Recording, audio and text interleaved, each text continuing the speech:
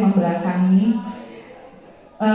Mau memperkenalkan diri di sini, saya Elia Suharti. Saya adalah calon guru penggerak angkatan 11 Kabupaten Ogan Komering Ulu Selatan. Pada kesempatan ini saya akan berbagi cerita tentang pengalaman saya mempelajari modul 1.4 tentang budaya positif di sekolah.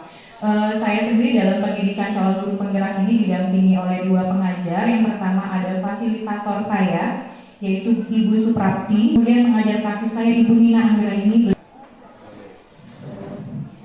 Tujuan dari pembelajaran hari ini, berbagi praktik sebaik saya hari ini adalah menyampaikan pembelajaran dari penerapan konsep inti dari modul disiplin budaya positif. Sebelum saya masuk ke materinya, biasanya nih kalau dalam suatu pelatihan tuh pasti ada pertanyaan pemantik. Ada kata di sini adalah budaya positif, seperti pada banner saya nih, diseminasi modul 1.4 budaya positif.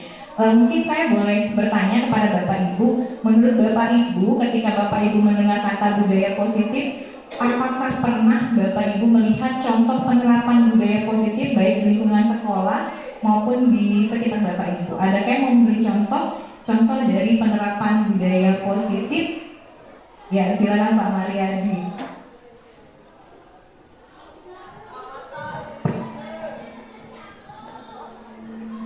Langsung saja ya. Iya Pak. Dikasih salam. Menurut saya yang pernah saya lakukan mengenai budaya positif yang ada di SMA ini, ketika saya masuk di sini pertama sekali, terkadang siswa itu pada saat saya ucapkan Assalamualaikum, nah itu kan budaya positif gitu ya.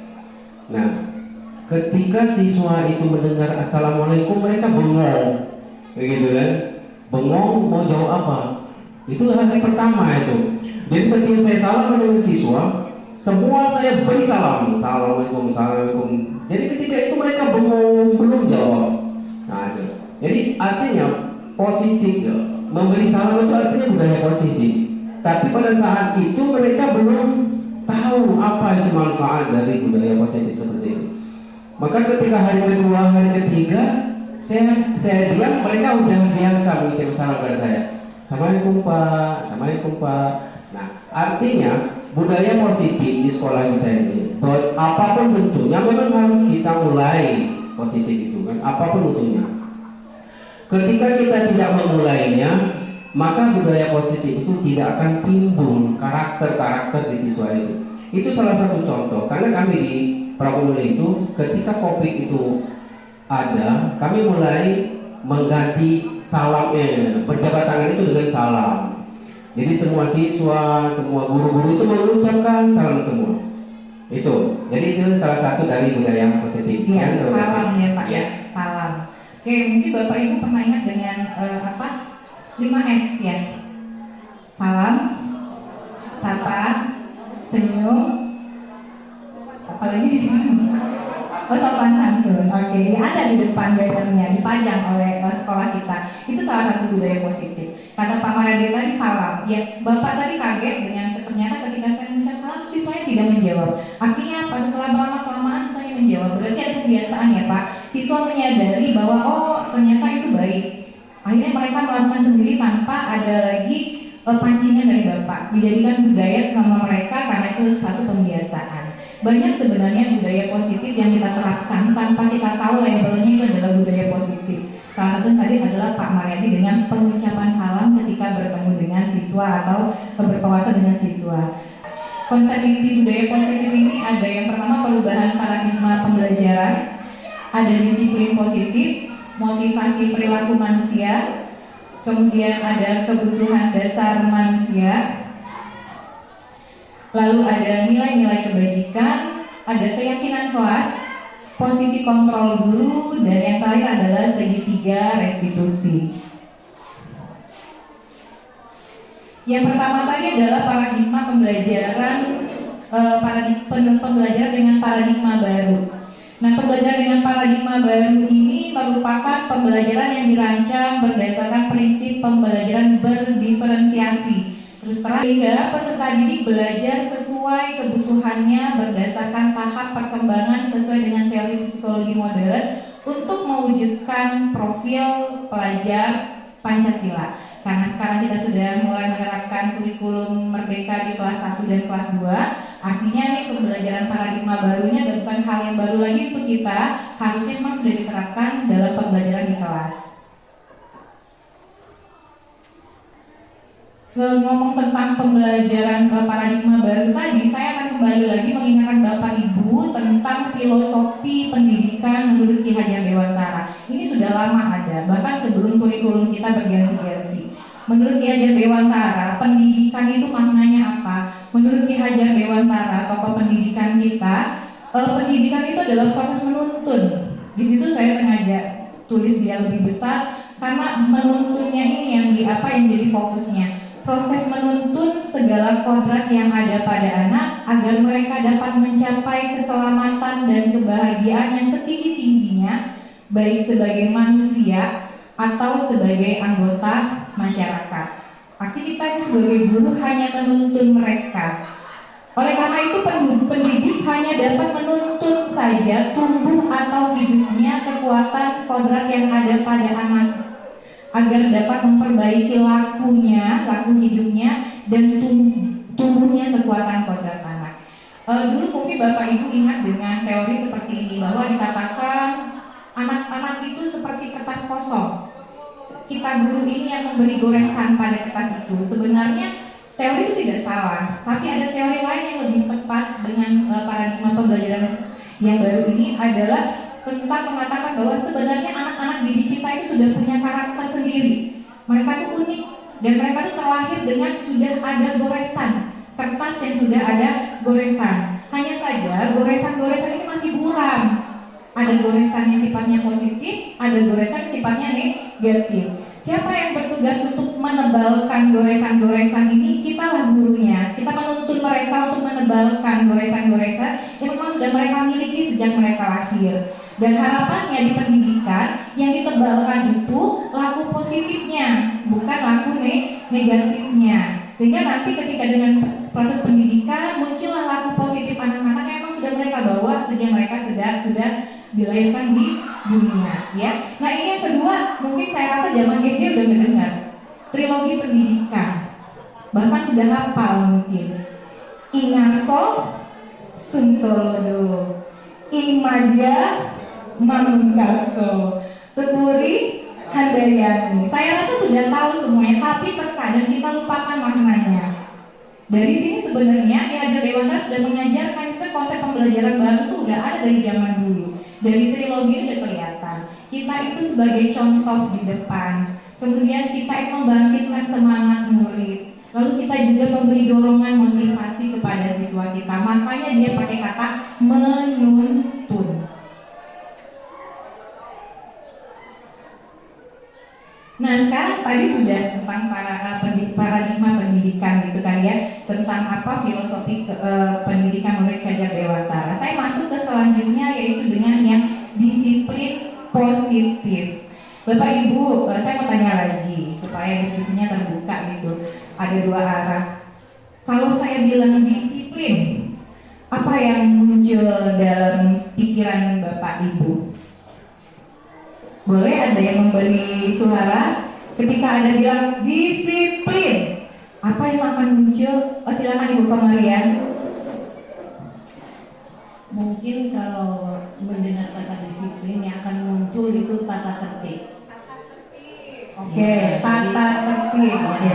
Apakah itu dari sisi pakaian ataukah kalau yang laki-laki rambut dan sebagainya. Jadi tata tertib itu kalau menurut saya. Oke, tata tertib ya Bu. Ada yang lain mungkin mau nambahin? Kalau kita bilang disiplin, apa yang ada dalam benak Bapak Ibu ketika ada kata disiplin? Menurut saya untuk kata disiplin ini yang sering terlintas di pikiran kita semua itu adalah taat dengan aturan yang ada. Itulah disiplin.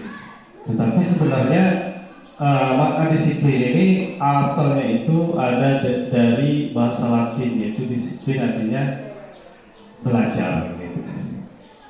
Lain kalau guru penggerak yang jawab. Udah bocor selanjutnya. tadi ya, udah bener nih, udah nyambung ya. Bukom ngomong kalau ngomongin disiplin, tata tertib kata Bukom itu ya. Pak Pandu ngomong aturan. Biasanya kalau tata tertib kita ngelaksanainnya dengan kesadaran penuh atau dengan keterpaksaan? Oh, dengan keterpaksaan. Oke, kita simpan jawaban itu. Disiplin, aturan, keterpaksaan. Kita lanjut dulu, tadi gue coba dikit. Ya, disiplin positif. Ini udah disambung sama Pak Pandu tadi. Disiplin berasal dari kata disiplina, yang artinya belajar. Disiplin mengacu pada disiplin diri yang memiliki tanggung jawab terhadap apa yang dilakukan berdasarkan nilai-nilai yang diyakini. Nilai-nilai yang diyakini apa? Dalam kurikulum Merdeka ada profil pelajar Pancasila termasuk nilai-nilai yang diyakini. Disiplin positif merupakan salah satu cara penerapan disiplin yang bertujuan untuk menumbuhkan kesadaran serta memberdayakan peserta didik tanpa imbalan, penghargaan, ancaman, atau hukuman. Ini adalah hal yang paling sering kita lakukan, bahkan saya sendiri. Ya, penghargaan itu adalah sesuatu yang sering kita lakukan di sekolah. Ancaman sampai ke hukuman. Biasanya kalau guru ancamannya di mana? Nilai. Nah, sebagai pendidik tujuan kita itu adalah menciptakan peserta didik yang memiliki disiplin diri sehingga mereka berperilaku mengacu kepada nilai-nilai kebajikan universal dan memiliki motivasi intrinsik dalam perubahan perilaku ke arah yang lebih baik. Saya mau bahas tadi yang soal tata tertib kata Bukom. Artinya ketika ada tata tertib, siswa mematuhi tata tertib itu bukan karena keinginan dia sendiri. Kalau dalam teori motivasi dibilangnya motivasi ekstrinsik, ada pengaruh dari luar. Harapan yang terbaiknya apa? Itu motivasi intrinsik. Dia sadar bahwa tata tertib itu dia laksanakan bukan karena takut dihukum atau untuk dapat penghargaan, tapi untuk menghargai diri dia sendiri. Nah, menumbuhkan kesadaran ini akan jadi PR kita sebagai guru. Nah, ngomongin nilai-nilai kebajikan tadi, sebenarnya banyak ini nanti sambungannya. Ini ada beberapa nilai-nilai kebajikan universal. Sebenarnya banyak nilai kebajikan universal. Ini beberapa yang dirangkul. Ini yang nanti biasanya digunakan oleh Bapak Ibu guru ketika nanti membentuk atau menyusun keyakinan kelas. Saya rasa kalau sudah 7 bulan ada semua keyakinan kelas. Biasanya dengan kata kesepakatan, tapi nanti akan ada perbedaannya antara kesepakatan dan keyakinan. Dimulai dari peduli, rajin, integritas, rasa hormat, sampai ke paling bawah ada pengertian, ada gotong royong dan segala macam. Ini dijabarkan dan bisa dipakai kata-kata ini dalam penyusunan keyakinan kelas. Nah, ini yang tadi saya bilang profil pelajar Pancasila. Nilai-nilai kebajikan juga ada dalam profil pelajar Pancasila yang sekarang kita gadang-gadang dalam kurikulum Merdeka ini.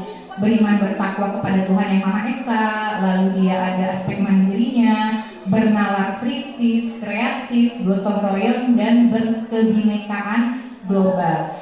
Saya tidak akan menjabarkan bagaimana bentuk nilai-nilai ini, tapi kita hanya membahas sekali lintas. Kita akan sangkutkan dengan materi lain dalam budaya positif. Nah, tadi kan kita sudah tahu bahwa tadi pas bilang disiplin, ada omongan aturan, tata tertib. Ketika melaksanakannya, siswa itu biasanya tuh ada yang memotivasinya. Nah, dalam teori motivasi perilaku manusia, ada 3 hal yang memotivasi munculnya perilaku manusia, baik itu perilaku positif maupun perilaku negatif. Ada motivasi eksternal, ada motivasi internal. Nah, ini yang motivasi eksternal yang saya letakkan di sebelah kanan, kebanyakan yang muncul pada siswa kita. Mereka berperilaku itu karena untuk menghindari ketidaknyamanan atau hukuman. Tadi ada tata tertib, kalau nggak dijalankan maka kamu akan terkena sanksi berupa hukuman. Lalu untuk mendapatkan imbalan atau penghargaan dari orang, dianggap baik, dianggap bagus gitu ya. Harusnya apa yang kita harapkan pada siswa kita ketika dia menjalankan kedisiplinan itu karena motivasi internal. untuk menjadi orang yang mereka inginkan dan menghargai diri mereka sendiri dengan nilai-nilai yang mereka percaya. Harapannya itu siswa mematuhi peraturan karena mereka yakin bahwa ketika mereka mematuhi peraturan itu adalah bentuk dari penghargaan terhadap diri dia sendiri. Sehingga apa? Ketika mereka lulus SMA, apa yang mereka pelajari di sini, apa yang mereka dapat di sini, apa yang mereka alami di SMA ini menjadi sesuatu yang sudah tertanam dalam diri anak-anak ini. Menjadi nilai-nilai luhur yang sudah ada dalam diri anak-anak. Nah, ternyata perilaku-perilaku yang timbul itu selain ada motivasinya, baik itu perilaku yang positif atau negatif, perilaku itu timbul juga karena kebutuhan dasar manusia. Jadi bermacam-macamnya perilaku anak murid kita di kelas itu yang unik, yang baik banget gitu ya, yang beragam itu ternyata ada yang menyebabkan. Itu disebabkan karena kebutuhan dasar manusia. Ada 5 kebutuhan dasar manusia. Saya rasa semua Bapak Ibu mungkin sudah pernah mendengar ini. Yang pertama ada kebutuhan bertahan hidup, lalu kebutuhan penguasaan, kesenangan, kasih sayang dan rasa diterima, dan kebutuhan kebebasan. Nah, ini adalah yang hal-hal yang membuat mereka untuk memunculkan suatu perilaku. Contoh, misalnya Agung dan Romaldo berantem. Perilaku positif negatif Bapak Ibu? Negatif. Ternyata kalau kita kembali kepada kebutuhan dasar manusia, misalnya yang membuat masalah itu adalah Romaldo, dia akan bilang, kita akan menganalisis ternyata munculnya perilaku dia berantem karena bertahan hidup, karena mungkin ada ancaman. Artinya apa? Memang anak itu salah, tapi kita harus pahami kenapa dia memunculkan perilaku negatif itu. Atau misalnya anak-anak dalam kelas tak ngajar, tidur banyak, kita marah. Harusnya kita kan introspeksi ya, jujur pasti marah, saya juga marah dulu, kaget dulu, marah dulu. Harusnya kita paham bahwa kenapa ternyata mereka memunculkan perilaku seperti itu, tidur di dalam kelas. Mungkin ada kebutuhannya nggak terpenuhi, mungkin apa? Kebebasan mungkin. Bayangkan Bu, dari jam 7.30 sampai jam 1 dikepet dalam kelas. Duduk kalau di sana teman-teman, tiap guru masuk duduk lagi, ibunya pada makin dia tuh duduk. Kebutuhannya dia hilang apa? Kebebasannya hilang. Akhirnya apa yang dilakuin? Tidur baik. Atau Bu misi Bu kantin, keluar, Bu misi dulu keluar, tidak balik-balik 2 jam. Kenapa? Ke kantin. Karena apa? Merasa ada kebutuhan tidak terpenuhi, yaitu kebutuhan berupa kebebasan. Atau ada mungkin di dalam kelas anak yang ditangkap minta anggap, ya, cari perhatian, bikin kesel. Akhirnya kita judge, kalau yang banyak tingkah. Padahal apa? Kalau mau kita pahami, mungkin ada kebutuhan dasar dia nggak terpenuhi. Apa misalnya kebutuhan dasar kasih sayang? Mungkin dia sayang sama gurunya, dia pengen diperhatiin, nggak diperhatiin. Ya udah mulai berulang lah dia. Ya, tapi kadang-kadang memang kita mengedepankan emosi. Akhirnya kadang-kadang kita tidak menyadari kebutuhan anak-anak. Artinya apa? Anak kita tuh baik semua Bapak Ibu. Baik semua. Unik. Karakternya itu beraneka ragam. Unik. Dan mereka itu memunculkan sifat negatifnya karena mungkin kebutuhan dasarnya tidak terpenuhi. Gitu ya Bapak Ibu. Nah, oke. Tadi kita sudah ngomongin tentang aturan, harusnya tidak pakai hukuman, tidak pakai penghargaan. Kenapa muncul sikap positif, kenapa muncul sikap negatif? Karena ada kebutuhan dasar. Saya mau tanya lagi sama Bapak Ibu. Ada 3 poin depan sini. Bapak Ibu setuju atau enggak? Yang pertama nih, ada yang tulisan gini, hukuman dapat mendisiplinkan anak. Yang kedua, pemberian hukuman dengan hal positif seperti membaca atau membersihkan halaman sekolah dapat meningkatkan disiplin anak. Yang ketiga, memberi penghargaan dapat meningkatkan motivasi belajar anak. Adakah Bapak Ibu ingin berkomentar tentang 3 hal ini? Cukup bilang 1 setuju, 2 tidak setuju, 3 setuju. Dari pengertian apakah Bapak atau Ibu setuju atau tidak? Nomor 1, saya tidak setuju. Hukuman dapat mendisiplinkan siswa. bukan tidak setuju, tapi menurut saya kurang tepat. Nomor 2, dikasih ini keterangannya atau? Boleh Bu, alhamdulillah kalau ada alasannya. Menurut saya bukan salah Bu ya, tapi kurang tepat. Kurang tepatnya itu karena ya benar kata Ibu tadi, terkadang anak itu kebutuhannya tidak terpenuhi. Seperti kalau seandainya anak itu sering keluar kelas pada saat jam pelajaran, ternyata setelah ditelusuri itu tidak sarapan di rumah. Kebutuhan di rumahnya kurang memadai. Mungkin karena kesiangan atau karena orang tuanya tidak peduli atau bagaimana seperti itu. Ya, bukan salah tapi ya kurang tepat saja seperti itu. Kemudian nomor 2, pemberian hukuman. Iya, setuju. Setuju. Pemberian hukuman sama positif ya. Nomor 3, setuju sekali. Oh, setuju sekali. Oke. Motivasi belajar anak. Oke, makasih ya Bu Dini ya. Iya. Bapak Ibu, ini adalah hal yang saya lakukan.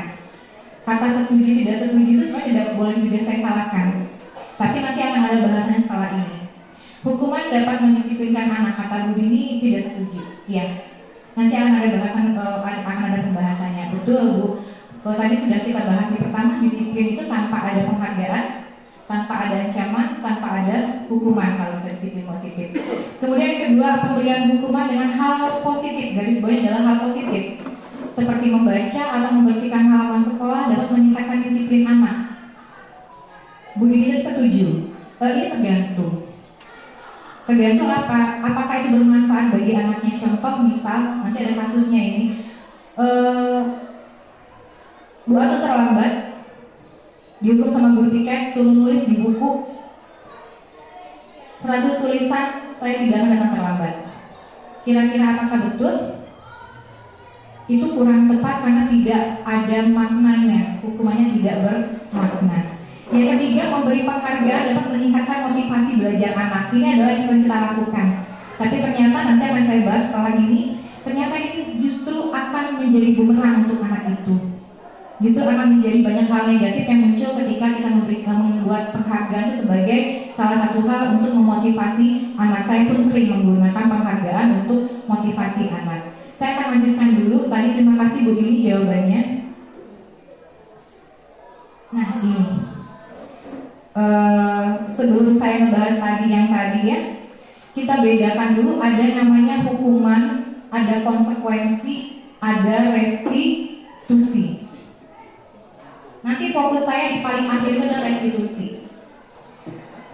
Yang pertama hukuman. Di sini dikatakan identitasnya gagal. Kenapa? Hukuman itu sesuatu yang menyakitkan dan harus terjadi. Namanya itu hukuman. Gak ada kan hukuman yang menyenangkan. Lalu hukuman itu membuat tidak nyaman siswa karena efeknya dalam jangka waktu yang lama. Kemudian hukuman juga kalau pada korbannya ada positifnya, dia dapat keadilan. Kemudian hukuman ini murid yang terdiri hukuman akan tersakiti. Lalu pada hukuman juga perilakunya jadi pasif atau agresifnya meningkat. Dia jadi anak yang sudah masa bodoh atau sangat agresif. Nah kemudian kita bahas konsekuensi. Jadi selama ini kita mungkin kurang bisa membedakan mana hukum mana konsekuensi. Konsekuensi disiplin itu ada dua di sini penerapannya, ada konsekuensi dan restitusi. Konsekuensi itu sesuatu yang harus terjadi karena apa yang dia lakukan. Tidak nyaman untuk murid atau anak dalam jangka waktu yang pendek. Kalau rumah jangka waktunya panjang. Kalau konsekuensi, kalau tadi yang hukuman korban itu mendapat keadilan, yang konsekuensi korbannya sepertinya diabaikan gitu ya, karena dia kembali ke si pelaku. Konsekuensi juga membuat murid tidak nyaman. Lalu penguatannya hanya bertahan dalam jangka waktu yang pendek, positif, tapi penguatannya dalam jangka waktu yang pendek. Lalu mana yang baik? Itu restitusi. Nanti saya akan bahas juga apa sih restitusi gitu di belakang ini karena menghubungkan dulu antar materi. Restitusi ini suatu pilihan dalam penyelesaian masalah anak. Lalu dia ini menguatkan anak dalam jangka waktu yang panjang karena nanti menimbulkan kesadaran dalam diri anak. Si korban dapat ganti, korban bukan dapat keadilan tapi dapat ganti. Lalu muridnya akan dapat penguatan. Si pelaku dapat penguatan dan masalahnya akan terpecahkan. Saya akan langsung ke kasus di sini. Nah, nih. Tadi udah tahu hukuman, konsekuensi, restitusi. Ini hanya dua jawabannya, konsekuensi atau hukuman. Yang pertama, mencatat 100 kali dalam buku kalimat saya tidak akan terlambat lagi karena terlambat datang ke sekolah. Boleh siapa yang mau jawab ya?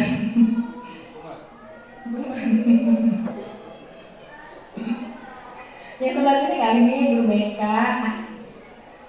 Oh, Bapak Senior.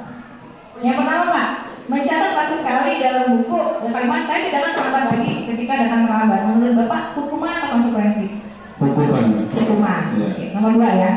Lari mengelilingi lapangan basket 2 kali karena terlambat hadir di sekolah. Termasuk hukuman juga. Hukuman. Udah pernah Pak? Sudah pernah pengalaman. Sakit? Sakit. Tapi alhamdulillah. Sehat. Nomor 3. Murid diminta push up 5 kali, 15 kali karena terlambat masuk kelas Pak. Itu hukuman juga Bu. Hukuman. Oke. Makasih Pak Aripan ya. Yang nomor 4, siapa yang mau? Coba bantu jawab deh. Oh, Bu Endang. Ya, ini saya CGP nih. Nggak masuk frame Bu. Nomor 4 Bu Endang. Hidupin dulu Bu. Nomor 4 Bu, mengganti kertas tugas teman yang telah dicoret-coret.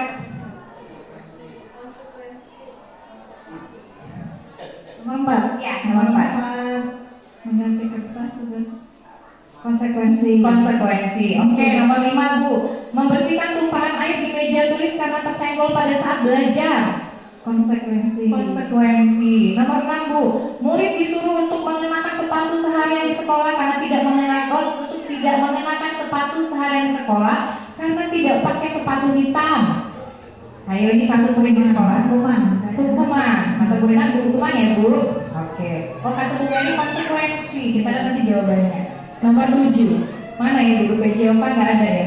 Konsekuensi. Lari keliling lapangan basket 2 kali karena terlambat 10 menit pelajaran PJOK apa Bu Enda? Konsekuensi. Konsekuensi. Adakah yang jawab lain? Hukuman. Kata Bu Kok hukuman. Oke, kita lihat jawabannya.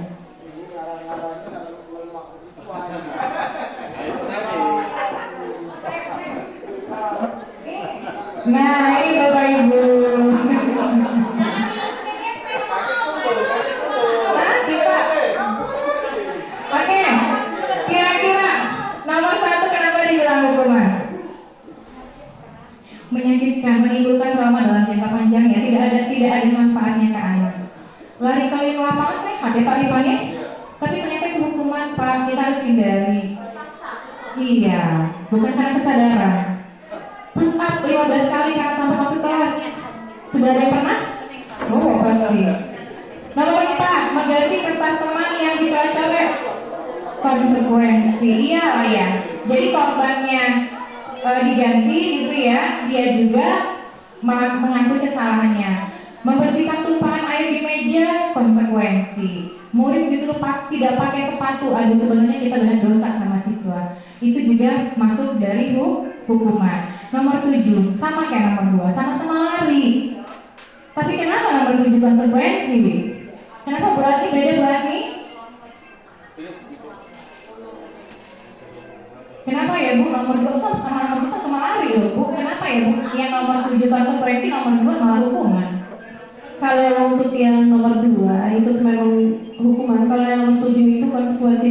Karena mungkin antara guru dan siswa memang dari awal sudah ada kesepakatan apabila terlambat akan mendapatkan dia harus lari keliling lapangan apabila terlambat. Dan di situ pelajaran apa Bu?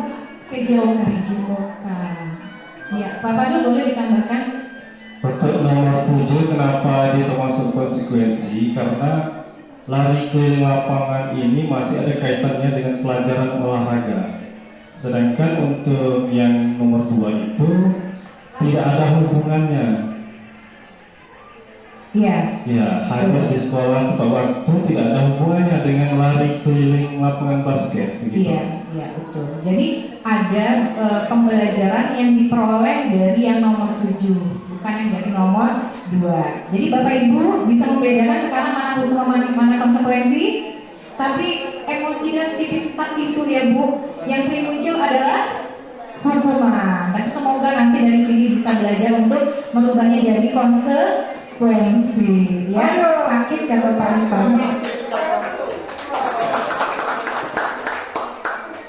Lanjut ya Bapak Ibu. Oke, nah udah ngomongin hukuman, udah ngomongin konsekuensi, ada restitusi. Ini ada sesuatu yang ingin saya sampaikan ke Bapak Ibu tentang perubahan paradigma teori kontrol dan teori pilihan. Ini tentang kita seorang guru, ya Bapak Ibu. Oke, mohon perhatiannya sebentar. Selama ini kita menganggap bahwa berilusi itu seolah-olah kita menganggap bahwa guru bisa mengontrol murid, betul nggak? Saya masuk dengan muka yang jutek, duduk semua. Kita berilusi bahwa kritik akan membuat anak merasa bersalah dan kita anggap bisa menguatkan karakter. Jadi anaknya tegar. Oke, itu ilusi sama ini. Lalu ilusi juga bahwa semua penguatan positif itu efektif dan bermanfaat, penghargaan, tadi ya, pujian. Lalu yang ada, kita berilusi bahwa orang dewasa itu punya hak untuk memaksa. Ketika kita bilang dengan lembut, tolong nak ambil sampahnya nak, tolong nak, ambil. Maksa, karena kita yang lebih tua di sekolah ini, benar? Iya, ini adalah ilusi yang selama ini kita anggap ada dalam diri kita sebagai orang dewasa di sekolah, yaitu sebagai seorang guru. Nah, harusnya gimana? Kita harus memahami tentang teori kontrol Bapak Ibu untuk memposisikan anak tadi supaya kita tidak lagi selalu jadi penghukum gitu ya. Di sini ada stimulus respon dan teori kontrol. Perbedaannya apa? Yang stimulus realitas. Kita ini sama, manusia. Saya bisa, kamu bisa. Itu anggapannya. Harusnya gimana? Harusnya realitasnya kita berbeda karena kita karakternya unik, beraneka ragam. Lalu yang stimulus respon, semua orang melihat hal yang sama. Sampah ambil. Kamu punya tangan ambil. Harusnya apa? Setiap orang itu punya gambaran berbeda loh. Jangan-jangan mungkin dia bisa melakukan itu dengan cara yang lain, bukan dengan yang kita omongin tadi. Lalu yang pertama, kita mencoba mengubah orang lain agar berpandangan sama dengan kita. Padahal harusnya apa? Kita ini harus berusaha memahami pandangan orang lain tentang dunia. Itu pandangan siswa kita. Lalu berperilaku buruk itu sebagai suatu kesalahan, benar nggak? Nyontek, salah. Telat, salah, salah emang. Tapi ingat tadi kebutuhan dasar manusia bahwa semua perilaku itu punya tujuan, ada sebabnya. Jangan-jangan kebutuhannya itu nggak terpenuhi. Lalu stimulus responnya bilang gini, orang lain bisa mengontrol saya. Padahal harusnya yang kita pahami, yang bisa mengontrol diri sendiri itu adalah kita sendiri. Pak Bu, 7.30 masuk, bel, langsung ke kelas ya. Walaupun Pak Azhar itu masuk di sana, kalau tidak ada kesadaran dalam diri sendiri, maka akan tetap terlambat. Harusnya apa? 7.30 saya punya tugas masuk, siswa saya sudah menunggu, saya harus hargai mereka sudah menunggu, saya masuk ke dalam kelas. Saya rasa semua kayak gitu ya kan? Iya, guru SMA itu bermacam. Iya, semua gitu. Iya, udah itu Pak, sudah mempunyai kesadaran diri. Lalu kita beranggapan bahwa saya tuh bisa ngontrol orang lain. Saya pun juga gitu kok. Nah, sana geser sini sana. Kita rasanya bisa ngontrol orang lain, padahal kita tidak bisa mengontrol orang lain. Yang bisa mengontrol itu diri kita sendiri lah yang kita kontrol. Lalu pemaksaan itu ada pada saat bujukan gagal. RPK besok belajar ya, ulangan. Masuk, tidak bisa. Makan, kalau belajar kemarin. Akhirnya apa yang terjadi? Dipaksa ya, dia untuk mengerjakan tugas atau mengerjakan soal. Harusnya apa? Kolaborasi untuk menciptakan pilihan-pilihan baru nanti melalui metode segitiga restitusi. Lalu kalau stimulus respon itu ada metodenya, modelnya berpikir menang kalah. kita yang berkuasa menang, dia yang kita menang kalah. Padahal harusnya semuanya harus merasa menang, semua harus merasanya nyaman ya. Nah, kalau ngomongin soal tadi itu, materinya akan muter-muter. Bagaimana caranya supaya nanti anak-anak punya motivasi intrinsik dari dalam dia sendiri untuk mematuhi apapun yang kita tetapkan di sekolahan? Ada satu cara, yaitu dengan membuat keyakinan kelas atau keyakinan sekolah. Apa sih keyakinan ini? Apa sih keyakinan itu? Keyakinan sekolah atau kelas itu adalah berupa pernyataan universal yang mudah diingat, dipahami, dan harus diterapkan dalam lingkungan sekolah. Biasanya pakai tadi kata-kata yang dalam nilai-nilai kebajikan, misalnya bijaksana, tanggung jawab, kolaborasi, gotong royong, mandiri, gitu ya. Nah, gurulah yang punya peran dalam mewujudkan keyakinan kelas. Bapak Ibu guru wali kelas, ini mungkin boleh anaknya nanti sudah semua sudah punya disusun keyakinan kelas. Ada kesepakatan, ada keyakinan, tapi akan lebih baik ketika dibentuk dalam suatu keyakinan dengan menggunakan nilai-nilai luhur supaya mereka muncul motivasi intrinsiknya. Apa harapan kamu terhadap kelas apa sih yang kamu pengenin? Seperti apa kelas yang kamu ingin? Mereka tulis, ada yang bilang kelas yang ada AC-nya, gitu-gitu dia bilang itu harapan mereka. Lalu ada yang bilang semua memperhatikan guru dengan baik. Ada yang bilang jangan ribut saat guru menerangkan, banyak ya. Karena banyaknya kata-kata siswa yang ditempel. Ini kemarin fotonya. Nah tuh, nempel aja ke rebutan. Dan sticky note-nya hilang atau kemana, karena ditempel ke jidat, bukan ke papan tulis. Akhirnya kita sederhanain. Di situ kita ada dulu di kesepakatan memperhatikan saat guru menjelaskan. Apa keyakinan kelasnya? Saling menghormati. Membawa peralatan belajar dengan lengkap. Apa keyakinan kelasnya? Tanggung jawab. Meminta izin guru dulu saat masuk dan keluar kelas. Disiplin. Kemarin ada yang bilang toleransi, Bu. Lalu makan saat jam istirahat saja.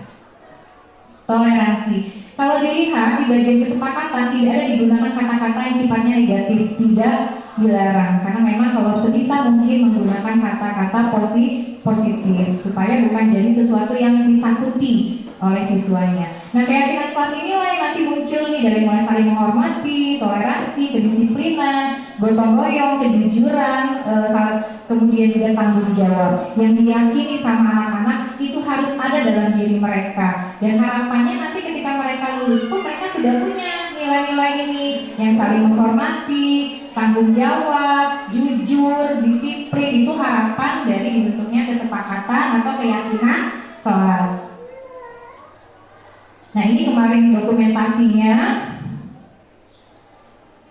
Oke, saya akan masuk setelah ini. Tadi sudah ngomongin soal apa? Disiplin positifnya, kenapa muncul perilaku positif negatif karena kebutuhan manusia, ada hukuman, konsekuensi, restitusi. Sekarang kita kembali ke diri kita. Posisi kontrol guru. Negatif, positif, dan kontrol diri. Yang menurut Diana Gosset itu yang bersifat negatif adalah posisi penghukum, lalu pembuat rasa bersalah. Posisi kontrol positif adalah teman dan pemantau, sedangkan yang dianggap baik, bagus, ini yang mengontrol diri sebagai manajer. Ini 5 ya Bapak Ibu ya, diingatin 5. Nah ini, saya mengakui dan bahkan saya bahas waktu elaborasi konsep kami Zoom bahwa saya adalah tipe guru penghukum dan pembuat rasa bersalah. Dari sana saya belajar di pendidikan guru penggerak ini, saya pengen berubah ya. Penghukum, nada suara guru tinggi. Wong Sumatera tingginya loh Pak Murid mungkin marah, dendam, atau agresif, menyalahkan orang lain. Yang kedua, pembuat rasa guru bersalah. Nada suara guru memelas. Murid akan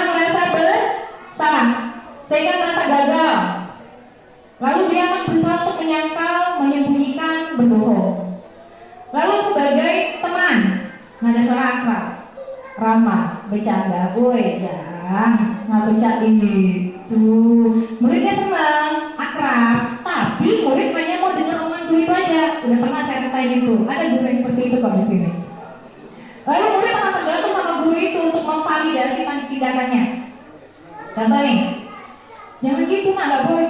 Bu, kata guru itu boleh kok. Nah, ada efek negatifnya nggak? Guru lain. Keempat, pemantau. Nada suara datar. Saya nggak bisa praktekin karena saya nggak datar. Bahasa tubuh formal. Berbicara sesuai dengan catatan dan fakta. Intelek ya. Memberi konsekuensi. Nanti ada contohnya setelah ini. Lalu ada manajer. Suara halus, bahasa tidak kaku, mendekat ke murid. Akhirnya guru membantu siswa untuk bertanggung jawab, mencari solusi atas masalah yang ada, menguatkan karakter siswa, siswa tidak merasa terjatuhkan. Bapak Ibu ada di posisi mana? Aku itu. Adakah yang mau berbagi dulu? Saya tuh sudah di sini loh. Adakah yang mau berbagi dulu? Bapak Ibu guru senior, ada yang mau berbagi? Sudah pernah ada di posisi manakah? Pak. Oh, Pak Robin. Oke, sini Pak. Assalamualaikum warahmatullahi wabarakatuh. Waalaikumsalam Pak Robin. Ini posisi kontrol. Ini posisi kontrol ini saya ini mungkin paling nomor 1. Ya? Nah, karena kenapa? Memang dalam yang pernah disampaikan oleh Kiai Haji Ma'mun Zubair, Oh iya. bahwasanya Pak Robin. pada saat itu beliau ngomong begini, ketika kita mengajar itu kadang-kadang Garis bawahi kadang-kadang. ya, garis bawahi kadang-kadang timbul emosi. Oke, iya Ya, Pak. kadang-kadang itu tidak bisa lepas. Dan kemudian berikutnya beliau juga ngomong begini, pada saat hal-hal tertentu kita guru ini kebanyakan yang mayoritas ketika kita mengajar seharusnya siswa itu harus seperti apa yang kita sampaikan, pemaksaan. Ilusi tadi Pak, kita mengontrol orang lain. Nah ini, kenapa saya katakan saya di nomor 1 itu, karena suara memang saya tinggi, pasti kedengaran, ya, apalagi kalau saya pakai mic. Kemudian malah itu kami, karena apa? Ya kadang-kadang nengok keadaan siswa. Ya. Kalau dendam enggak dendam. Iya Pak, ya. Percaya aku Pak. Kalau dendam aku ini cuma mulutnya baik, yang kadang-kadang galak melengking. Nah, ini bukan tuduhan. Jadi kalau dendam mungkin rombongan ini bongkar. Ya, dikeroyok. Ya. Jadi dengan alasan begini, begitu selesai kita kita hukum segala macam, kemudian dituntaskan. Nah itu, kita tuntaskan. Jangan dilepas. Kita kan kadang-kadang begini, kita menghukum, kemudian dilepas. Nah ini. Dan setelah itu sampai selesai dinasihati dan lain sebagainya. Iya. Makasih Pak Robin ya. Iya, guru senior di sini. Ya. Pak, saya apresiasi loh Pak, Bapak mau mengakui diri Bapak sebagai penghukum Pak. Udah jelas tadi saya bantu negatif kan Pak ya. Itu Bapak akui di sini. Iya, saya juga mengakui saya juga penghukum Pak. Tapi terkadang tuh kita nggak sadar loh Pak. Bapak tadi bilang, aku marahi, aku tinggal nggak tapi. Mungkin setelah Bapak marahi, setelah Bapak berposisi sebagai seorang penghukum, Bapak ini berposisi sebagai manajer loh Pak. Tanpa Bapak sadari, karena apa? Kita nggak paham pelabelan ini. Seperti apa sih manajer? Seperti apa sih yang teman? Seperti apa sih pemantau? Mungkin kita tuh sudah pernah semua posisi ini, tapi kita nggak paham labelnya. Akhirnya kita rasakan apa? Yang paling kita sering munculkan di awal sebagai seorang penghukum. Saya pun juga begitu. Dan di pendidikan guru penggerakan selalu saya akui ketika ada elaborasi konsep, ketika ada virtual gitu kita kolaborasi, saya selalu bilang sama fasilitator dan instruktur saya adalah guru penghukum dan saya merasa bahwa apa yang saya lakukan itu kayaknya benar deh Bu.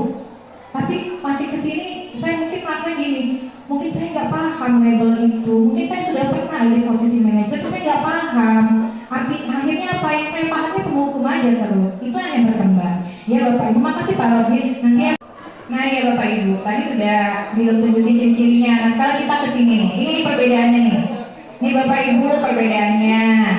Ya, ini perbedaannya nih antara penghukum, pembuat rasa bersalah, teman, pemantau, manajer. Nih ya, yang pertama penghukum, menghardik, menunjuk-nunjuk, menyakiti, menyindir.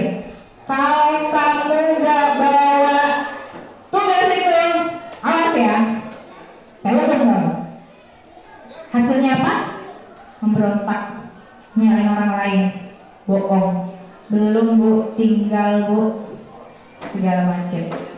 Nilai apa yang keluar? Negatif ya, tidak jujur. Yang kedua, pembuat rasa bersalah. Gurunya berbuat apa? Berceramah, mengatakan seharusnya kamu jangan kayak gitu, ibu kecewa dengan bocah itu nak. Gurunya berkata lagi, kamu seharusnya sudah tahu, ibu lelah ngomong, malu ibu wali kelas kamu, selalu diomongin sama kepala sekolah, kamu lagi yang kena. Akhirnya apa yang terjadi pada anak tadi yang merasa bersalah? Dia mencoba menyembunyikan tadi kesalahannya, bohong lagi. Padahal kita pengen memunculkan nilai-nilai kebajikan kejujuran ya, munculnya malah bohong. Kita ke yang kontrol luar yang berhasil sebagai teman, membuat berbagai alasan untuk muridnya. Misalnya contoh gini, ayolah, dekorlah kelasnya demi ibu nak, masa kamu gak inget sih, ibu kan wali kelas kamu, nanti kan ibu akan bantu kamu pada saat kenaikan kelas, ibu akan memperjuangkan kamu, ayolah nak ya, tolonglah gitu demi ibu, ada kata-kata tolonglah demi saya gitu ya. Apa yang negatifnya? Ada ketergantungan sama guru itu. Kayak kata saya tadi, kata guru itu boleh. Lalu yang sebagai pemantau tadi kan yang datang bijaksana karena dia menggunakan aturan. Apa peraturannya, Haryanto? Apa konsekuensinya kalau kamu tidak gini? Nah, dia menunjukkan itu. Apa yang terjadi? Dia menyesuaikan diri, benar, siswanya akan berubah, tapi bila diawasi, di luar awasan, balik ke pengaturan pabrik. Yang baik yang mana? Manajer. Saya kemarin sempat buat video restitusi yang memposisikan diri sebagai guru atau manajer. Tadi tujuan awalnya itu manggil Ronaldo dan Agung Habibie untuk konten tugas. Jujur konten tugas, karena saya menyadari saya tidak punya basic untuk menggali permasalahan siswa, karena itu guru BK biasanya bisa. Ya, saya coba pakai metode restitusi, memposisikan diri sebagai seorang manajer. Apa yang terjadi? Masya Allah, saya mau nangis.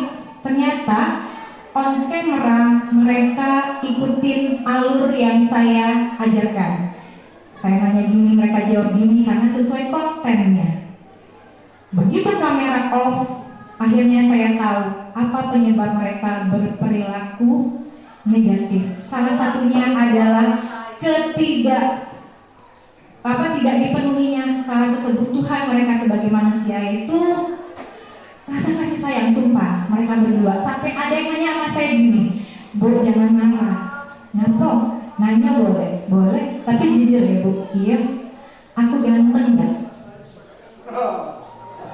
Serius tuh, karena apa? Permasalahan dia di kepercayaan diri. Dan saya gak nyangka responnya Bapak sejauh itu. Restitusi saya videonya hanya durasi 15 menit, tapi ternyata diskusi saya sama mereka lebih dari 1 jam. Dan saya langsung bilang gini, ya Allah ternyata jadi guru BK menyenangkan.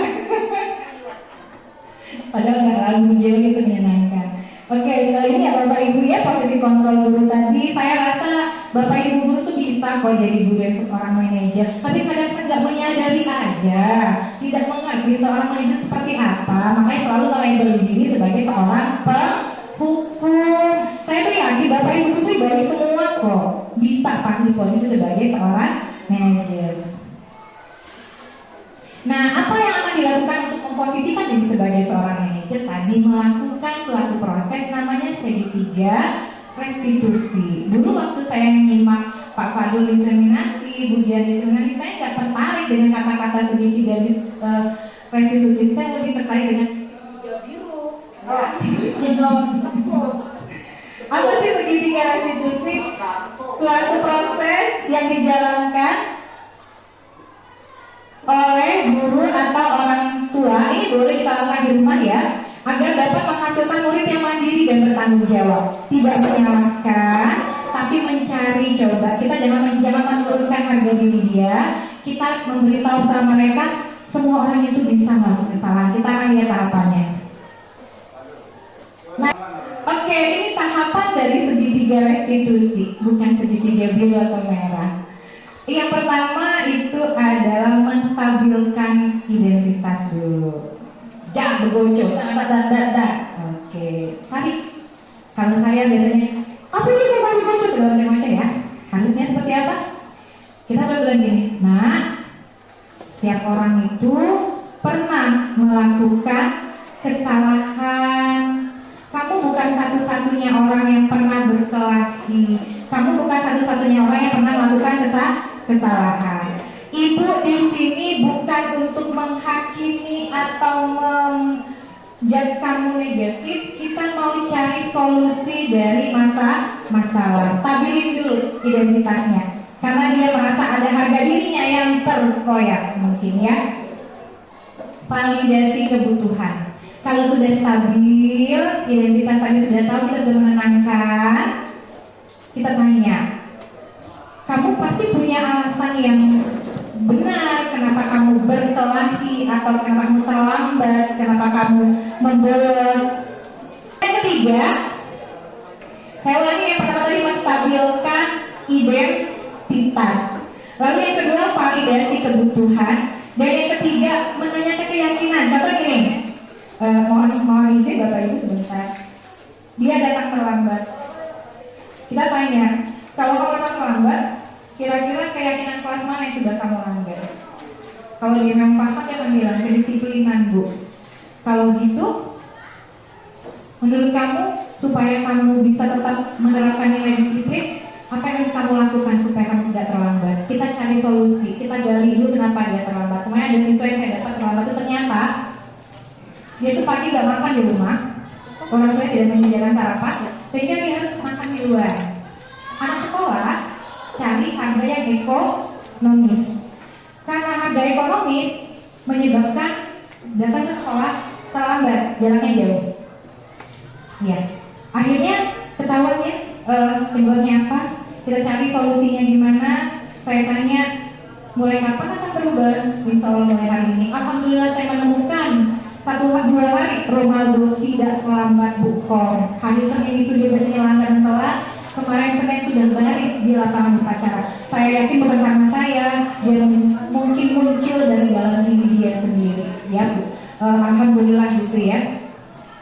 Nah, segitiga restitusi ini dalam penyelesaian masalah memposisikan guru sebagai seorang manajer tadi, menggunakan segitiga restitusi dengan 3 tahapan: menstabilkan identitas, validasi tingkat tindakan yang salah, menanyakan keyakinan. Apa tujuannya?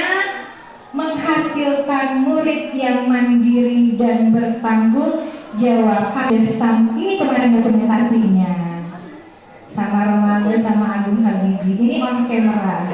Begitu kameranya off, fine, nggak sekaku ini. Saya kaku, mereka kaku. Ketika kameranya off, mereka sudah mulai duduknya santai, ngobrolnya sudah lebih leluasa, mengeluarkan apa yang selama ini jadi unek-unek dalam diri mereka. Dan Bapak Ibu, sampailah di akhir dari materi ini. Terima kasih Bapak Ibu. Harapan saya cuma satu, semoga diskusi ini bermanfaat bagi kita semua. Saya hadir di sini harapannya adalah jangan sampai saya menjadi orang yang mengajarkan sesuatu atau berbagi sesuatu tapi menghukum Bapak Ibu sekalian sehingga merasa bersalah.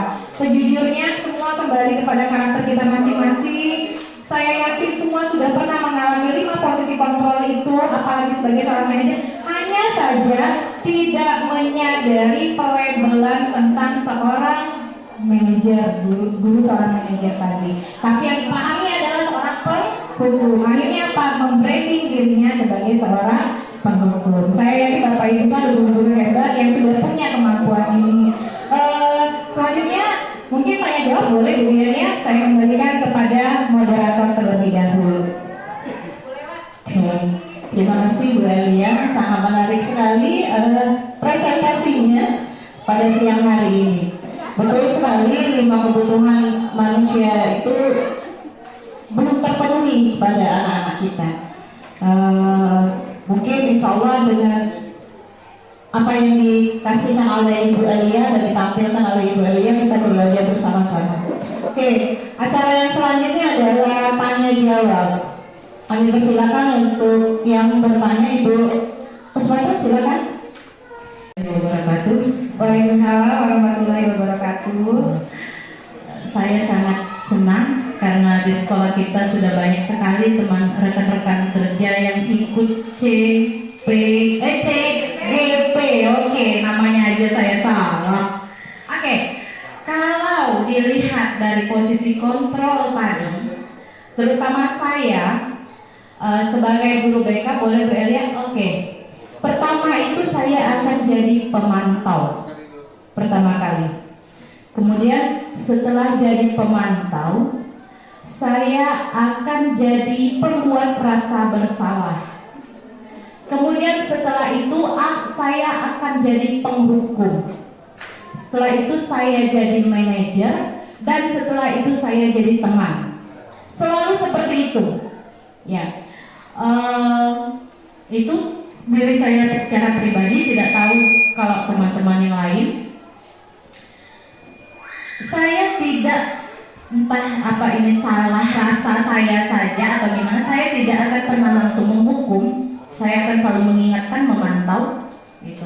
Terakhir saya hukum, kemudian saya jadi manajer, lalu jadi teman gitu. Biasanya siswa-siswa yang sudah pernah saya hukum itu ujungnya jadi teman karena mereka berani dengan saya dan mungkin sudah mulai tahu karakter saya. Oke, yang ingin saya ajak, gimana coba caranya kalau, karena di sekolah kita kan sudah banyak nih yang CGP ya Bu ya. Saya mau minta tolong dengan rekan-rekan terutama yang sudah ikut CGP, gimana cara kita menuntaskan masalah siswa yang mengenakan make up, lipstick, alis dan sebagainya itu, ya rambutnya sangat panjang, yang mengeluarkan baju dengan tanpa menghukum seperti yang Bu Elia jelaskan tadi. Gimana caranya? Ayo bantu kami guru BK, karena awalnya kami tidak langsung menghukum anak itu, bahkan sampai 3 atau 4 kali saya ingatkan dengan bahasa yang halus. Bahkan saya pernah saking sakit hatinya dengan siswa, mungkin saya yang terlalu berharap dengan siswa itu karena saya sudah berposisi manajer dari awal ketemu. Karena gini, kami guru BK biasanya ketika siswa berhadapan, kami akan selalu menanyakan alasan tindakan dari mereka. Kami selalu bertanya seperti itu Bu Elia. Tapi ketika kami sudah melakukan itu dan kami kecewa, akhirnya anak ini kenapa anak ini tidak bisa sesuai harapan kami tadi gitu. Nah, jadi saya minta tolong untuk rekan-rekan guru terutama yang sudah ikut CGP, gimana cara kita menuntaskan itu tanpa marah, tanpa menghukum. Karena siswa itu sudah, nah kenapa pakai lipstick? Ibu tahu nak, di usia kamu pengen terlihat lebih cantik, lebih ayu, menarik di mata lawan jenis. Tapi mestinya kan tidak pantas nak itu kalau diposisikan di lingkungan sekolah. Itu pertama kali mengingatkan. Tapi bahkan berkali-kali, mungkin ada yang lebih 10 kali, diulangi lagi. Itu saja, terima kasih. Mungkin ada Bapak Ibu yang pengen menjawab dulu sebelum saya. Oh, Pak Mari mau jawab. Mau coba menanggapi pertanyaan Atur tadi? Oke, ya silakan Pak. Ini kan menurut pendapat saya, mungkin ada lagi yang lebih pengalaman di sini kan, karena saya baru di sini. Bapak guru senior kok Pak. Iya, tapi senior dalam pengalaman gitu ya. Menurut saya solusinya seperti ini buat ya, kalau misalnya setuju ya. Sesuatu masalah, karena kita ini sekolahnya termasuk sekolah besar kan, tidak akan selesai oleh guru BK saja, hanya orang 3. Saya yakin itu tidak akan selesai. Jadi menurut saya suatu masalah dan murid kita itu memang banyak. Kita perlu kerjasama yang memang paten gitu. Mulai dari guru piket. Dan guru piket itu setiap harinya itu kita kontrol terus siswa-siswa yang seperti itu. Seperti yang kami lakukan dengan hari Kamis. Nah, Kamis ya, kita hari Kamis ya. Saya setuju dengan Bu Kom itu, ya. Jadi setiap siswa itu kita walaupun itu hukumannya apapun bentuknya, tapi akan mengingatkan mereka bahwa hati-hati. Setiap hari Kamis kita harus masukkan baju. Gitu. Setiap hari Kamis kita jangan pakai lipstick. Nah, artinya kalau itu dilakukan oleh guru piket, itu dikontrol terus oleh guru piket, apa bibirnya, kemudian yang lain-lain make upnya. Saya rasa tidak akan terjadi hal-hal yang keteledoran sampai-sampai siswa itu bertebaran gitu kan di sekolah ini memakai pakaian, mungkin memakai lipstick tadi dan sebagainya tadi, yang kesalahan-kesalahan itu kan. Memang benar kata Bu Atun tadi kan. Seumur mereka butuh perhatian misalnya kan dalam bentuk merah bibir tadi, tapi bentuknya tadi salah, tempatnya salah, gitu kan? Saya yakin itu, ya perhatian biar bibirnya bagus kayak gitu kan. Tapi karena memang tempatnya salah tadi dan bukan pada tempatnya, maka itu tugas kita. Jadi solusinya seperti itu. Dari guru piket itu mulai dari kerjasama guru setiap hari itu harus kita kontrol siswanya. Iya, kemudian dia masuk itu belum masuk ke kelas, Bu Atun. Setelah masuk di kelas itu guru-gurunya harus berperhatian. Jika perlu nanti dinasihati ini itu dari guru mata pelajaran. Kemudian ada pendekatan juga sekondusif dari wali kelasnya. Jangan wali kelas itu membiarkan siswa-siswanya selalu terhukum oleh BK atau oleh orang yang lain. Maka ada bentuk dari kasih sayang dari wali kelas tadi agar jangan sampai anak didiknya itu terhukum. Jadi kontrol dari wali kelas itu sangat penting bagi anak-anak didik kita. Kalau misalnya itu dilakukan dengan kompak kita guru-guru ini, mulai dari guru piket hari Senin sampai hari Jumat Sabtu, mudah-mudahan siswa kita itu, ya nanti siswanya banyak ratusan, dan kita hanya beberapa gelintir, pasti kalah kita. Tapi kalau kita kerjasama dengan hal seperti itu, mudah-mudahan mereka akan merasa nanti disiplinnya itu ditegakkan, gitu kan. Misalnya mulai dari dasi, saya setuju dengan Bu Elia kemarin kan mulai dasi itu mulai kita tata lagi, kemudian lambang-lambang itu kita tata lagi, kita teliti lagi. Nah dari situ artinya perhatian kita terhadap peraturan-peraturan dan kedisiplinan di sekolah ini harus kita laksanakan, dan memang itu butuh orang-orang yang memang ikhlas. Jangan kita biarkan begitu saja. Artinya kan misalnya kita sedikit, orangnya banyak, pasti kan kalah kita. Tapi kalau kita kerjasama, mulai dari guru piket, kemudian dari mapel, kemudian dari wali kelas, dan akhirnya kalau memang siswa itu sudah tidak mempan lagi dari 3 faktor itu, maka kembali kepada BK. Mereka yang bagaimana cara mereka, karena mereka punya ilmunya sendiri, ya punya ilmu sendiri untuk mengatasi hal-hal seperti itu. Karena memang siswa kita ini kan semuanya unik semua. Bukan dari kognitif saja kan, mulai dari perilaku juga, karakter harus kita bentuk. Mungkin bisa ya? Dan unik ya Pak. Iya, mungkin bisa ya. Assalamualaikum warahmatullahi wabarakatuh. Ya tadi sangat dari Pak Mariadi bahwa dimulai dari kecil dulu ya Pak ya.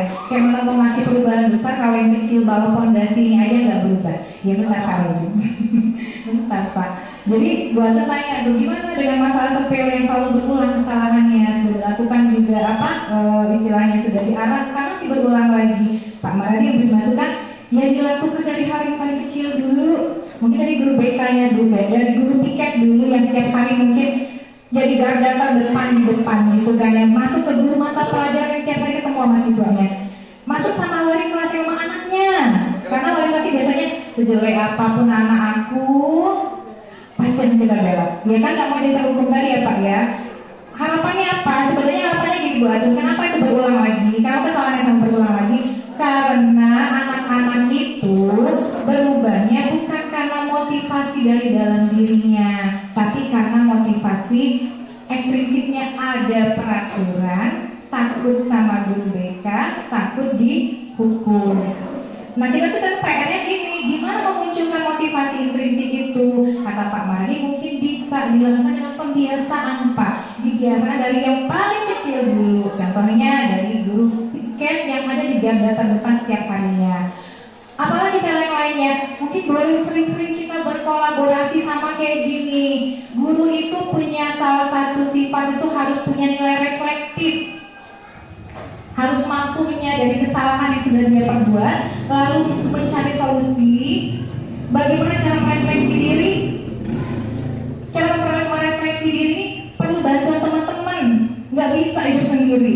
Maka mungkin perkumpulan kumpul-kumpul kayak gini, sharing tentang permasalahan yang kita hadapi itu penting. Karena kata Pak Mardi tadi, nggak akan selesai sama 3 guru BK ngadepin 600 siswa. Akan selalu berulang lagi. Karena apa? Tadi belum ada motivasi intrinsik dari siswanya. Siapa yang akan menumbuhkannya? Kita inilah nuntunnya, Bu. Kita terangi goresan positif dari mereka itu supaya motivasinya muncul. Kita guru-guru ini menuntun supaya motivasi mereka datang ke sekolah untuk belajar, sehingga tampilannya juga sewajarnya. Dengan kata-kata yang bijak, jangan sampai mereka merasa tersakiti atau merasa harga diri mereka jatuh. Makanya dicobalah untuk berada di posisi seorang manajer. Selanjutnya Pak Pandu, ada yang mau ditanggapi? Masih dengan pertanyaan Bu Atun? Terima kasih Bu Elia. Sebenarnya saya punya sharing pengalaman saja, tetapi karena Bu Atun tadi sudah memberikan pertanyaan yang berkaitan dengan masalah kebiasaan siswa yang make up tadi, tetap saya ingin menanggapi sedikit tentang kebiasaan siswa ini. Memang melihat dari usia siswa ini memang sudah sewajarnya mereka itu merias diri. Betul, tadi disampaikan Bu Atun. Itu dasarnya dulu yang utama, karena mereka sudah ingin mencoba hal-hal yang menurut mereka bagaimana caranya mempercantik diri, menarik pasangan gitu, dan itu lumrah biasa. Tetapi itu salah tempatnya, salah tempat dan mungkin berlebihan.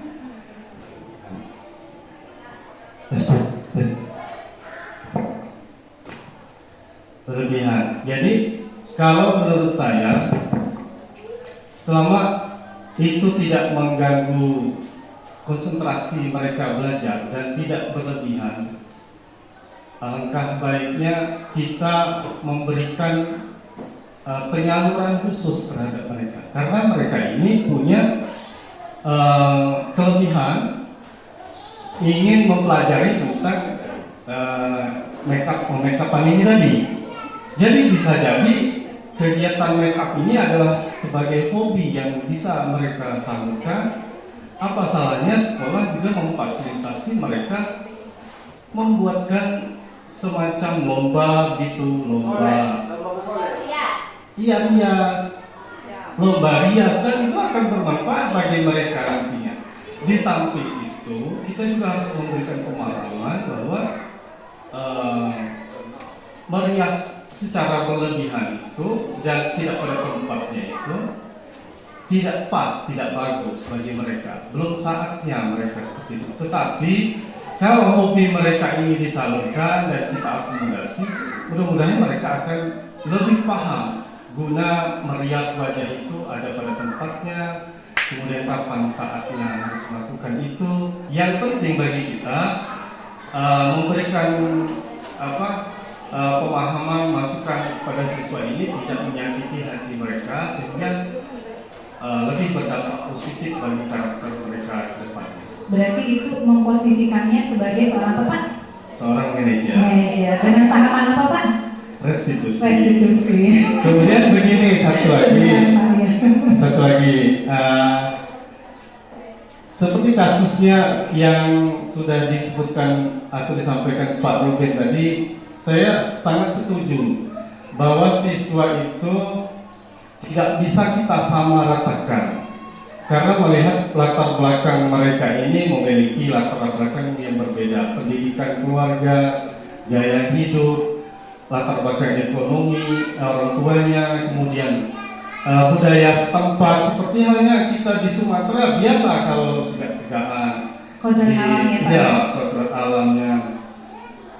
Jadi tidak heran ada di budaya setempat kalau berbicara keras itu adalah suatu hal yang wajar dan bukan marah. Tapi kalau di kultur atau budaya lain seperti Jawa misalnya, meninggikan suara itu ya sudah dianggap marah dan tidak sopan gitu Bu ya.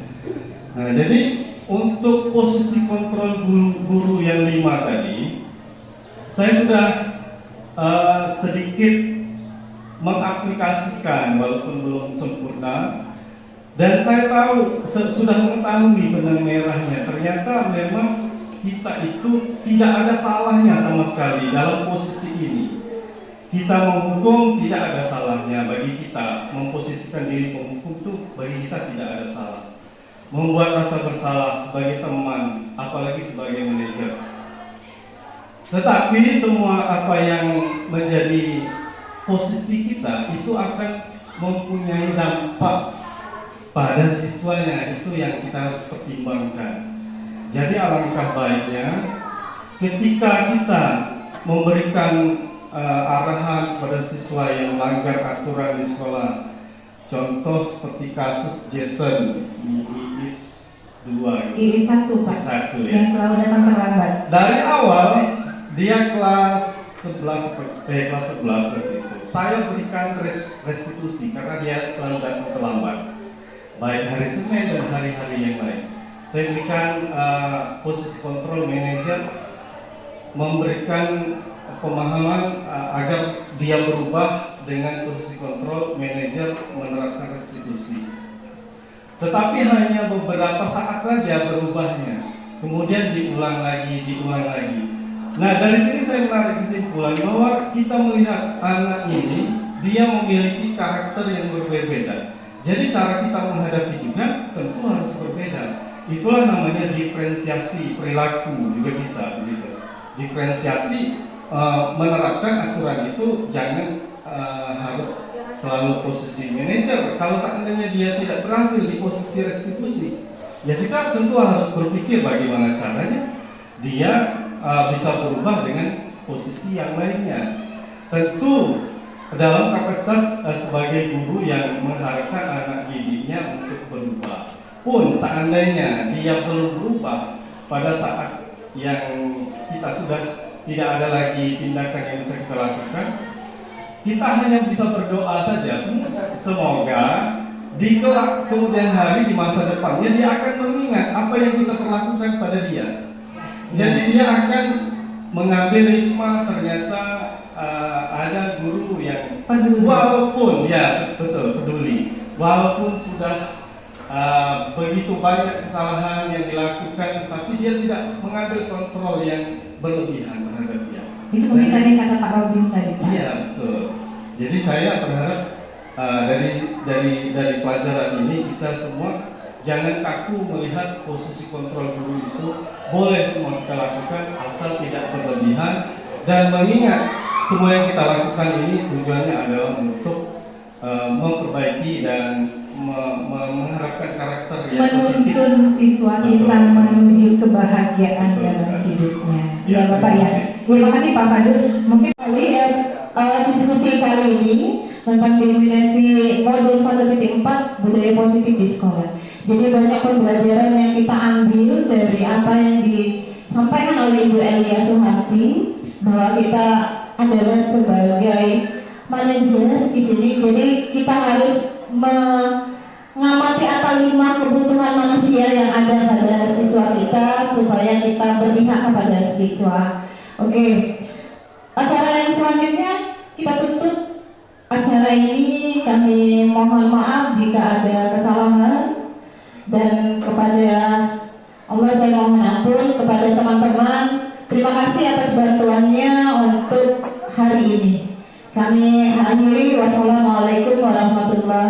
wabarakatuh. Waalaikumsalam warahmatullahi wabarakatuh.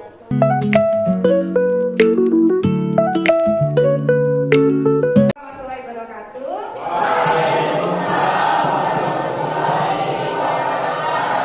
Oke, selamat pagi, salam sejahtera. Semoga kita semua dalam keadaan yang sehat walafiat ya. Oke, baik, anak-anak kelas 12 IPS 2.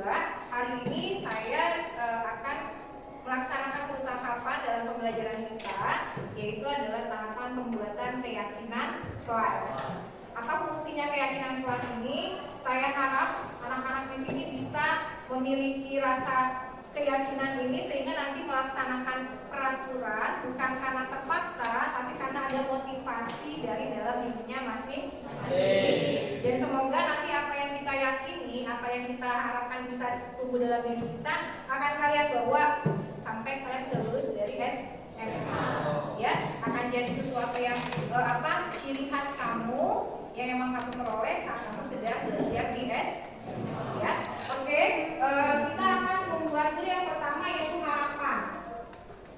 Kelas seperti apa sih atau tingkah laku seperti apa sih yang kalian harapkan ada di dalam kelas, gitu kan ya? Nah, jadi saya sudah membagikan sticky note, ada sticky note di sana ya.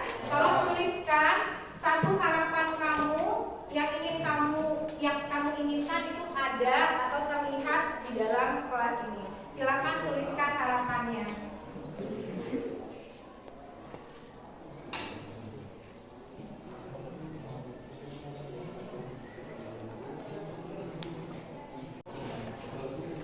Baik, kalian sudah mengisi ya di sticky note kalian tentang harapan yang ingin kalian miliki ada di dalam kelas ini. Saya rasa itu adalah yang memang kamu impikan. Kalau dalam kelas itu pengennya seperti ini, belajar seperti ini, itu ya. Sekarang silakan nanti masing-masing berbaris bergantian untuk menempel pada kotak harapan. Kita mulai dari barisannya sini dulu. Yuk, silakan. Ayo terus aja ke depan. Ayo teruskan dong. Oke, terserah, suratnya jawab boleh. Nanti kita mention. Ini juga apa lagi? Oke, lanjut, baca tanya. Sekarang tempel. Oke, tempel. Mana kali mau tempel? Oke, lanjut.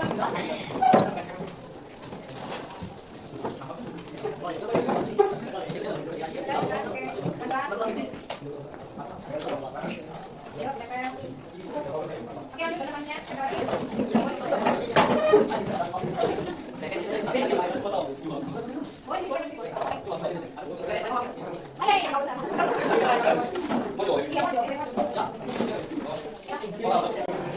Oke, sudah semua ya?